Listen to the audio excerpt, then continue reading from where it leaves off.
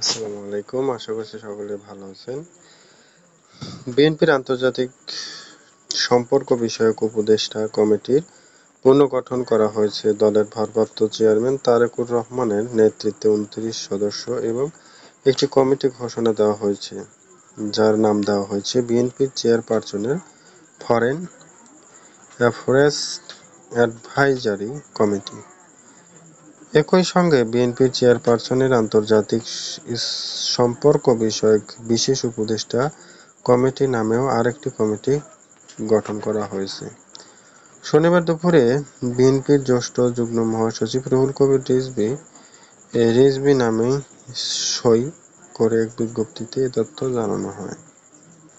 বিএনপির চেয়ারপারসন এর আন্তর্জাতিক বিষয়ক উপদেষ্টা কমিটি সদস্য যারা আছেন তাদের নাম কিন্তু উল্লেখ করেছে অনেকগুলো সদস্য।